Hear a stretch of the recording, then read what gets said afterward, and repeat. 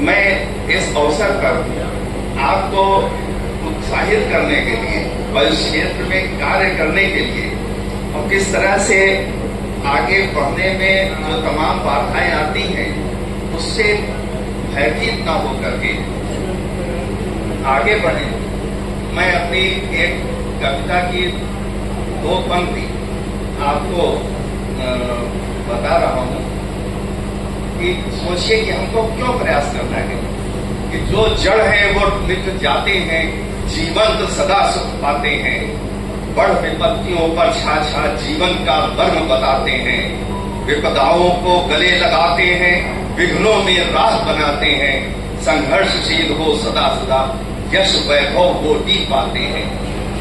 उठो उठो हे वत्स उठो, तुम्हें जगाने आया हूँ, ज्ञान सुधा के सुरभित मेघों से तुम्हें भिगोने आया हूँ, स्नेह दया की शीतल छाया से हृदय ताप भरने आया हूँ, सरिता की अविरल धारा से संघर्ष का अर्थ बताने आया हूँ।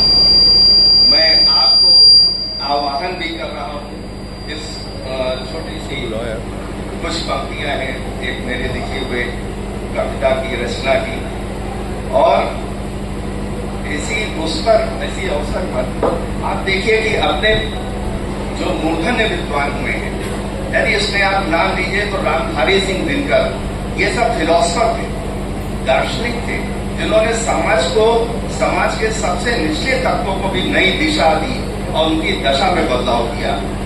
उन्होंने भी लिखा है रश्मि रवि भाग 3 में, डॉक्टर साहब निश्चित रूप से जानते हैं और भी लोग जानते हैं, मेरे अनुज जयप्रकाश जी और विजय प्रकाश जी बैठे वो भी जानते हैं कि वसुधा का नेता कौन हुआ। इस भूमि पर कौन राज्य कर सकता है, कौन राज्य करने का मतलब कि कौन इसका उपभोग कर सकता है। वसुधा का नेता कौन हुआ, भूखंड विजेता कौन हुआ, अतुलित यश क्रेता कौन हुआ, नवधर्म प्रेता कौन हुआ। जिसने, अब ये पंक्ति महत्वपूर्ण है, जिसने न कभी आराम किया, विघ्नों में रहकर काम किया। बहुत से लोग अक्सर अपने समाज कहेंगे कि हमारे पास तो जुगाड़ नहीं है, हमारे पास ये नहीं है, ये साधन नहीं है, ये परेशानी है। बढ़ता वही है जो विघ्न में काम कर रहा है। तो जिसने न कभी आराम किया, विघ्नों में रहकर काम किया, जब विघ्न सामने आते हैं सोते से हमें जगाते हैं। जब वास्तव में विघ्न आता है तो वो आपके लिए एक अवसर के रूप में है। देखो मैंने एक पंक्ति में लिखा था, विघ्न बाधा और विपदा कर्म के सब मूल हैं। जब विघ्न सामने आते हैं सोते से हमें जगाते हैं, मन को मरोड़ते हैं पल पल, तन को झंझोरते हैं पल पल, सतपथ की ओर लगा कर ही जाते हैं हमें जगा कर ही। ये जो विघ्न बाधा आ रहे हैं, ये आपको एक अपॉर्चुनिटी मिल रही है, एक अवसर है, और अगर आप संघर्ष करिएगा तो आपको वो निश्चित रूप से प्रगति के पथ पे लाके ही छोड़ेंगे, बीच में नहीं छोड़ेंगे, ये निश्चय। वाटिका और वन एक नहीं। हम लोग आज आराम करने लगते हैं, बहुत उतने क्रियाशील नहीं रहते, मेहनत नहीं करते उतनी। जो पूर्ण मेहनत और ईमानदारी के साथ काम करने में कहीं कहीं लैग कर जाते हैं, तो उसको देखिए, उसको भी लिखा रामधारी सिंह दिनकर ने कि वाटिका और वन एक नहीं। वाटिका आपके बंगले में है, वन जंगल में है, तो दोनों में एक नहीं। आराम और रण एक नहीं। वाटिका आराम के लिए और वन में रण होता है। तो वाटिका और संघर्ष होता है वन में। तो वाटिका और वन एक नहीं, आराम और रण एक नहीं।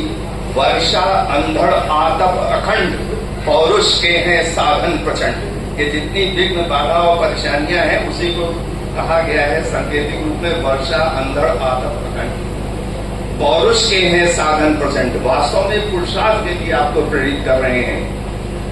वन में प्रसून तो खिलते हैं, बागों में शाल ना मिलते हैं, कड़कड़ियां जिनकी सेज सुधर, छाया देता केवल अंबर। यानी जिनके पास कुछ नहीं है, जो सिर्फ आसमान के नीचे पड़े हुए हैं, जिनके लिए आसमान ही छत है और कंकड़ ही जो है बिस्तर है, वही है कंकड़ियां जिनकी सेज सुधर, छाया देता केवल अंबर। विपदाएं दूध पिलाती हैं, विपदाओं से ताकत आती है, विपदाएं दूध पिलाती हैं, लौरी आंधियां सुनाती हैं, जो लाक्षागृह में जलते हैं वे ही शूरमा निकलते हैं।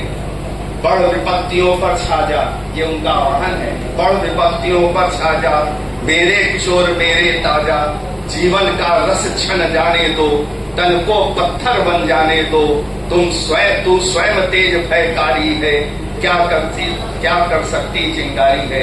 ये अंतिम जो पंक्ति पढ़ी है, इसकी ओर आपका ध्यान ज्यादा आकर्षित कर रहा हूँ। ये सब जब संघर्ष आप करेंगे तो निश्चित रूप से आपको सफलता मिलेगी।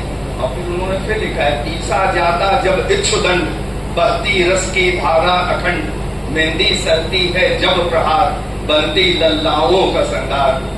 सौभाग्य न सब दिन सोता है, देखें आगे क्या होता है। मेरा कहने का और आपको बताने का सिर्फ तात्पर्य मात्र इतना है कि आपको आगे बढ़ने के लिए संघर्ष करना पड़ेगा। विपत्ति है, ये कमी है, ये परेशानी है, हमारे पास ये सुविधा नहीं है, इससे ऊपर उठना होगा। और समाज का क्या कार्य है कि आपको सहारा देना, उसमें रास्ता मार्गदर्शन करना। और कहीं पर अगर हतोत्साहित हो रहे हैं तो हतोत्साह या उस भाषा से बाहर निकालना। मैं समझता हूँ कि समाज में जो लोग भी लीडरशिप दे रहे हैं उनका ये बहुत बड़ा दायित्व है, कार्य